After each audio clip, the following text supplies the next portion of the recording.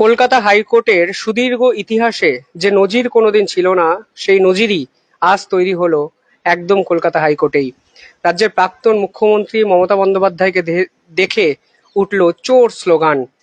রীতিমতো নজিরবিহীন কাণ্ড, যা গোটা দেশকে কিন্তু স্তম্ভিত করলো।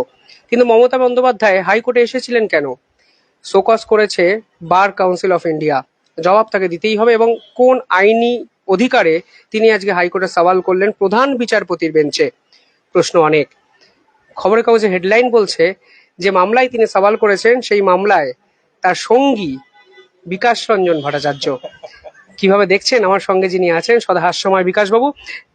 স্যার, প্রথমে বিভিন্ন জায়গায় হেডিং বিকাশবাবু এবং মমতা বন্দ্যোপাধ্যায় একই মামলায় সওয়াল করেছেন, এটাকে আপনি কিভাবে দেখছেন আগে বলুন। এইটাই হচ্ছে সাংবাদিক কুলের বাণিজ্যিক দৃষ্টিভঙ্গির প্রতিফলন।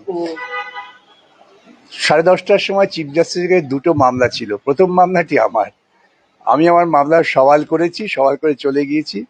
পরের মামলাটি ছিল আমার বন্ধু কল্যাণ সওয়াল করছিলেন, মানে তৃণমূলের হয়ে। সুতরাং আমার সঙ্গে ওদের কোন রকম মামলার ক্ষেত্রে ঐক্য প্রশ্নই আসে না। আমার মামলা আমি করে চলে গিয়েছি, ওদের মামলা ওরা করেছেন। এখন মামলা চলাকালীন কলকাতা হাইকোর্টে কেন, সব হাইকোর্টে বহু উকিল থাকেন, বহু মানুষ আসেন, তারা সওয়াল শুনতে চান। আপনারা দেখবেন লাইভ স্ট্রিমে যখন আমরা সুপ্রিম কোর্টে মামলা করি, হয়তো আমার পাশে সুদীপ্ত দাঁড়িয়ে আছে বা অন্য জুনিয়র দাঁড়িয়ে আছে, কিন্তু আরো 500 লোক দাঁড়িয়ে আছে। তাই সবাই তারা আমার সহযাত্রী হলেন, তা তো নয়। আসলে এটা ভালো, আমাকে অনেকে ফোন করছেন, আমি কি মজা পাচ্ছি।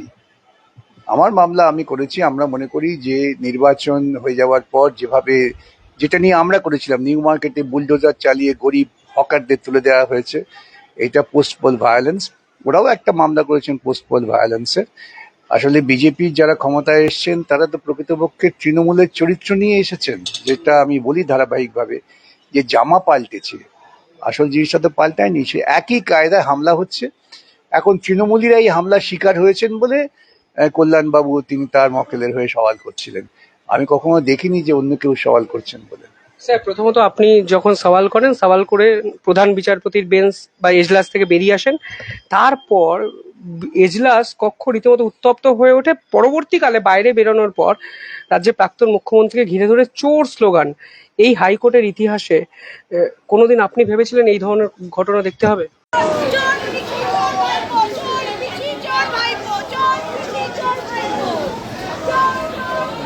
দেখুন, হাইকোর্টের ইতিহাসে কলঙ্কজনক অধ্যায়গুলো শুরু করেছিল তৃণমূল। যেদিনকে মমতার বিগত নির্বাচন সংক্রান্ত মামলা,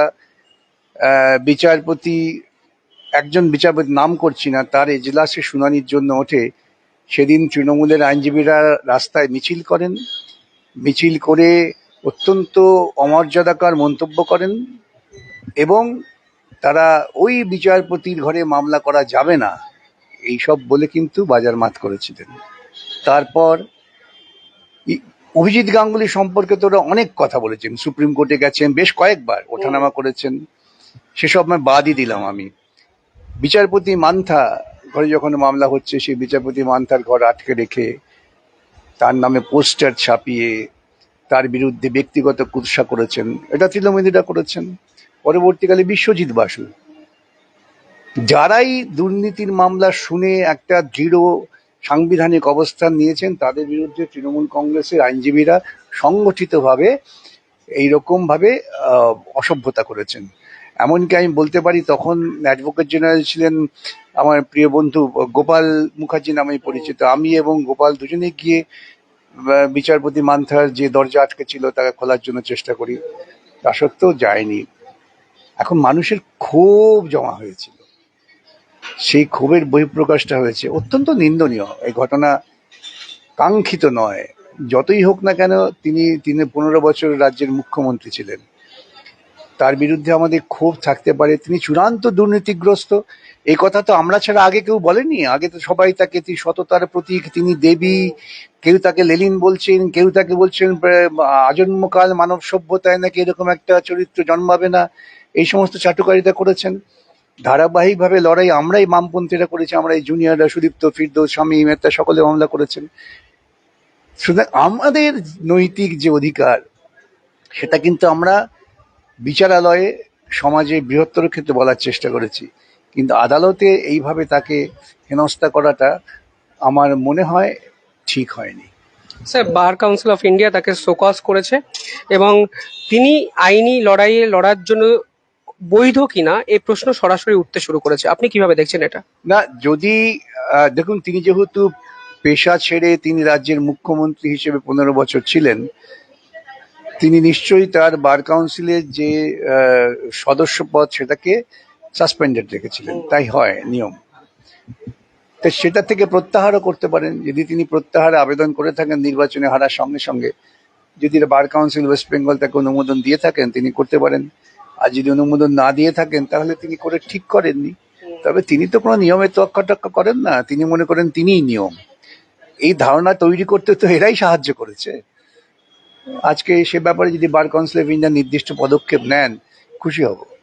স্যার, আমার সঙ্গে প্রাক্তন বিচারপতি বিশ্বজিৎ বসুর কথা হচ্ছিল। তিনি পরিষ্কার বলছেন, উনি নাম করেই বলছেন যে উনি সুপ্রিম কোর্টে প্র্যাকটিস করার জন্য বার কাউন্সিলের অনুমতি চেয়েছেন, কিন্তু এখনো রিজাম্পশন তিনি পাননি। জানুয়ারি শেষ বা ফেব্রুয়ারিতে তিনি অ্যাপ্লিকেশন করেছিলেন, বার কাউন্সিল নির্বাচনী কারণে এই প্রসেসটা ডিলে করেছে।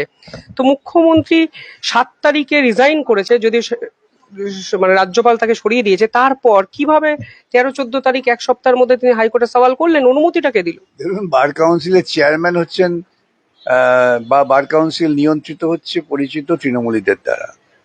এখন তারা যদি কোনো কারণে করে দিয়ে থাকে, আমি জানি না কি করেছেন, সেটা তো তদন্ত সাপেক্ষ। যদি বার কাউন্সিল ওয়েস্ট বেঙ্গল অনুমতি দিয়ে থাকে, ঠিক আছে। যদি অনুমতি না দিয়ে থাকে, তাতে আর কি যায় বাস, উনি থোড়াই কেয়ার করেন কাউকে। এটা হচ্ছে ওর অ্যাটিচিউড। স্যার, উনি এর আগে সুপ্রিম কোর্টেও গেছিলেন এসআইআর নিয়ে একটি মামলায়, আজকে হাইকোর্টেও এলেন উনি। তো আপনি স্যার এই পদক্ষেপগুলোকে রাজনৈতিক গিমিক দেখছেন, নাকি আপনার প্রতিপক্ষ তৈরি হচ্ছে বলে আপনি স্যার এটাকে মেরে ভাবছেন? আমার প্রতিপক্ষ যত শক্তিশালী তৈরি হবে, তত আমি খুশি। কেন, আমি দুর্বল প্রতিপক্ষের সঙ্গে লড়াই করে আনন্দ পাই না। সুতরাং শক্তিশালী প্রতিপক্ষ হোক, কিন্তু যার কথা উল্লেখ করছেন তিনি এলে পরে তো আমার কাজ করতেই হবে না, উনি আমার হয়ে কাজ করে দেবেন। কেন, উনি অযৌক্তিক আবল তাবল কথা বলতে ভালোবাসেন। সুতরাং প্রতিপক্ষ কিছু না, এটা রাজনৈতিক গিমিক। আসলে আমি বারবার বলছি যে উনি প্রচারের আলোয় এত থাকেন, যেই মুহূর্তে প্রচারের আলো থেকে সরে যাবেন তখন ওর অস্তিত্বহীনতায় ভুগবেন। উনি গত কয়েকদিন অস্তিত্বহীনতায় ভুগছেন, সেই অস্তিত্ব প্রমাণের জন্যই আরেকটা গিমিক করতে চেয়েছিলেন আজকে, এছাড়া আর কিছু না। উনি পরিষ্কার বলছেন কেউ আর ফোন করছে না, মেসেজ করছে না। দেখেছেন তো, এখন অস্তিত্বহীনতায় ভুগছেন। মিডিয়ার ছত্রছায়া যার বৃদ্ধি, এক মুহূর্তের জন্য মিডিয়া যদি ক্যামেরা সরে যায়, এদের কোনো অস্তিত্ব নেই। আজকে সেই জায়গায় দাঁড়িয়ে আছে। স্যার, সামগ্রিকভাবে হাইকোর্টের যে ভাবমূর্তি গোটা দেশের কাছে তো কোথাও না কোথাও ধাক্কা খাচ্ছে। মানে বার কাউন্সিল অফ ইন্ডিয়াকে শোকজ করতে হচ্ছে, মানে পুরো বিষয়টা এখন জাতীয় স্তরে পৌঁছেছে, এটা স্বাভাবিক? না, বার কাউন্সিল অফ ইন্ডিয়ার সঙ্গে হাইকোর্টের কোনো সম্পর্ক নেই। এটা বার কাউন্সিল অফ ওয়েস্ট বেঙ্গলের বিষয়ে প্রশ্ন উঠতে পারে, কিন্তু আর তার থেকেও বড় প্রশ্ন হচ্ছে সেই ব্যক্তির নীতিবোধ। যে ব্যক্তিকে নিয়ে আমরা আলোচনা করছি, তার যদি নীতিবোধ না থেকে থাকে, তার যে নীতিবোধ নেই সবাই জানেন। নীতিবোধ থাকলে কি তিনি আর ওই রকম হেরে যাওয়ার পরেও পদত্যাগ করব না, কোথায় আইন আছে, কোথায় কানুন আছে, এই সমস্ত অযৌক্তিক কথা বলেন? নীতি নৈতিকতার সম্পর্কে ওই ভদ্রমহিলা বা তার দলের কোনো সম্পর্ক নেই। স্যার, উনি তো বামেদের পাশে চাইছেন। উনি তো চাইতেই পারেন, উনি চাইলেই যে তার চাওয়াকে প্রশ্রয় দিতে হবে এটা কোথায় আছে? উনি চেয়ে যান না। হয়তো লোকে তো মন্দিরে বসে ভগবানের সবসময় চায়, ভগবান কাউকে দেখা দিয়েছে নাকি? দেখা দেয় না।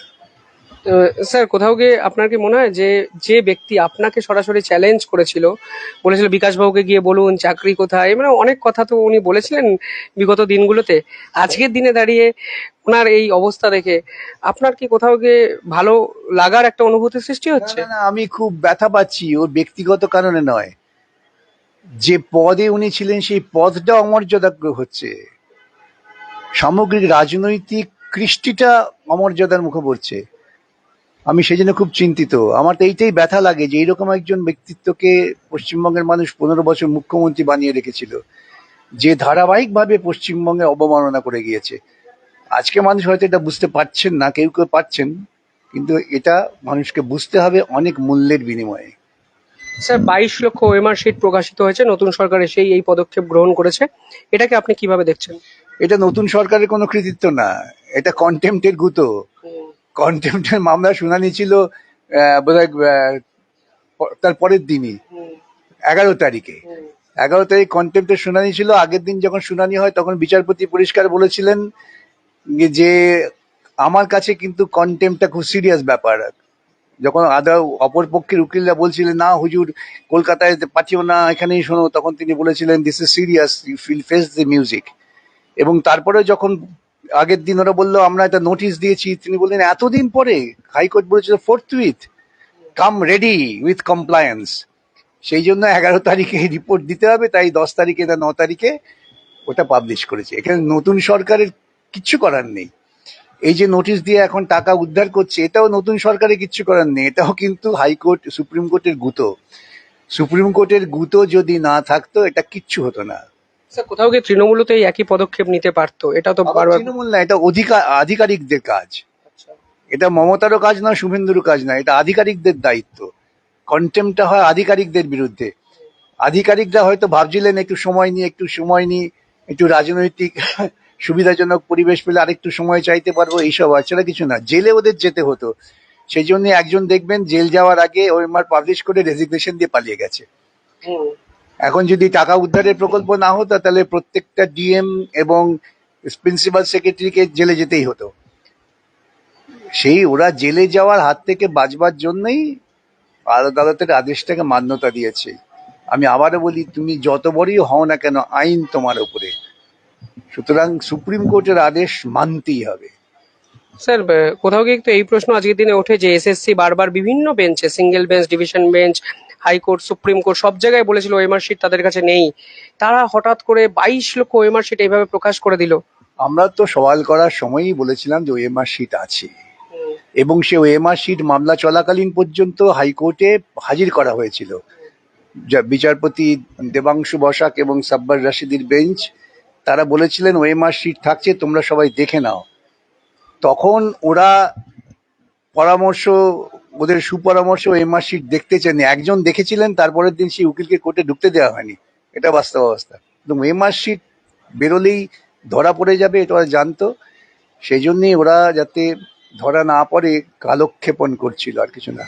স্যার পুরো নিয়োগ দুর্নীতি, যেটা নিয়ে আলোচনা আজকের দিনে করতেই হচ্ছে, কারণ হাই ভোল্টেজ প্রাক্তন এক মন্ত্রী গ্রেফতার হয়েছেন এবং সে মামলা আপনারা বারবার করে করেছেন। সুজিত বসুর এই গ্রেফতার, এটাকে আপনি কিভাবে দেখছেন?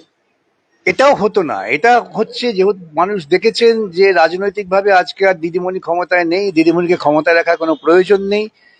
দেখুন, আমি যে কথা বলছি প্রত্যেকটা ধারাবাহিকতা আছে।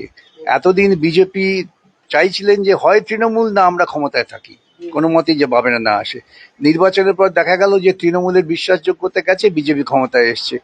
এখন এই যে ক্ষমতায় আমরা এসেছি, ধারাবাহিকভাবে যে কাজগুলো করা সেই কাজগুলো করতেই হবে, তাহলে লোকে তো পেটাবে। অনেক প্রতিশ্রুতি দিয়েছেন, তো এই ন্যূনতম যেগুলো করবার জন্য খুব বেশি দায়িত্ব নিতে হয় না, সেগুলো পালন করছেন। 1200 লোক লাইভ দেখছেন, আমি এত প্রশ্ন নিতে পারবো না, স্যারের অত্যন্ত ব্যস্ত সময়। আমি একটু তবু বলে দিই, সুমিতা ব্যানার্জি ঠিক বলেছেন স্যার, গৌতম সাইজি খুব সত্যি কথা, শম্পা সেনগুপ্ত একদম ঠিক বলেছেন স্যার। সমর্পিতা দে 10 নম্বর কি বাতিল হবে আদৌ?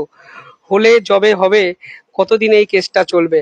স্যার এটা অত্যন্ত ভ্যালিড একটা প্রশ্ন চাকরি প্রার্থীরা করছেন। দেখুন, আমরা মামলা করেছি, মামলা চলছে, যেহেতু মামলা চলছে এই নিয়ে কোনো মন্তব্য করব না।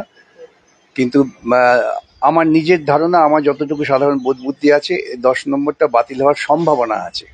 স্যার আমার শেষ একটা প্রশ্ন থাকবে, যে 26,000 চাকরি গেছে সেটা রিভিউ পিটিশন হয়েছে এবং সেই রিভিউ পিটিশনের পর ওএমআর শিটও প্রকাশ হলো, অযোগ্যদের টাকা ফেরতের ব্যবস্থাটাও করা হচ্ছে। কোনো অবস্থায় কি কোনো আশার আলো স্যার আজকের দিনে কি দেখা যাচ্ছে যে ফের একবার হয়তো কেসটা রিওপেন হলে চাকরি যোগ্যদের বাঁচার সম্ভাবনা আছে? এটা কবর হয়ে গেছে। আচ্ছা। ওই মামলা শেষ হয়ে, ওই মামলা থেকে আর কিছু হওয়ার সম্ভাবনা কিছু নেই। কেন, ওই মামলা মেনেই তো কার্যকরভাবে তারা আদালতে গিয়ে বলেছে আমরা পরীক্ষার ব্যবস্থা করছি, নতুন পরীক্ষা করেছে, সেখানে আবার গন্ডগোল করেছে, 10 নম্বর নতুন ইত্যাদি ভিন্ন। তো জাজমেন্ট প্রকৃতপক্ষে মান্যতা পেয়ে গেছে, সেখানে আর কোনো রকম ভাবে কিছু হওয়ার সম্ভাবনা নেই। যাদের টাকা পয়সা আছে তারা ঘুরঘুর করছেন, ভাবছেন এটা করি সেটা করি, করতে পারে। টাকা কিভাবে ফেরত দেবে? এত টাকা মানুষ দিয়েছে। এটা ভিন্ন কথা। এই মানুষের তো সেখানেই মানে ক্ষোভে ফুসে ওঠা উচিত। মানুষের তো সেখানেই জানানো উচিত ছিল প্রতিবাদ, মানুষ তো জানাতে পারেননি, মানুষ তো আমাদের গ্রহণ করেননি, এখন তাদের তো সেটা ভুগতে হবে। উল্টে স্যার আপনাকে চাকরি খেকো থেকে শুরু করে একাধিক আমার কোনো আপত্তি নেই, আমাকে যদি চাকরি খেকো বলে বলুক, তাতে আমি খুশি। কেন চাকরি খেকো আমাকে বললে 5 জন অন্তত জিজ্ঞাসা করে চাকরিটা কি করে খাওয়া যায়, চাকরির খাওয়া তো একটা পদ্ধতি আছে, সেটা জিজ্ঞাসা করবে তো লোকে। স্যার আমি আর প্রশ্ন নিতে পারছি না স্যার, টেট নিয়ে কিছু বলুন। শ্যামল সর্দার, বরুণ ঘোষ খুব সত্যি কথা বলেছেন বিকাশবাবু। নূর ইসলাম 10 মার্কস বাতিল হবে। কার্তিক পান্ডা, প্রথম সিভিক ভলেন্টিয়ার বা তৃণমূলের ক্যাডার, এদের যদি কিছু করা যায় আপনাকে দেখতে বলেছে। যাই হোক, অসংখ্য প্রশ্ন এসছে, আমি আর নিতে পারলাম না। বিকাশবাবুর অত্যন্ত ব্যস্ত সময়, বাইরে অনেক লোক দাঁড়িয়ে আছে। অসংখ্য ধন্যবাদ স্যার, ধন্যবাদ। আপনারা দেখতে থাকুন দ্য ইন্ডিপেন্ডেন্ট বেঙ্গল। ধন্যবাদ।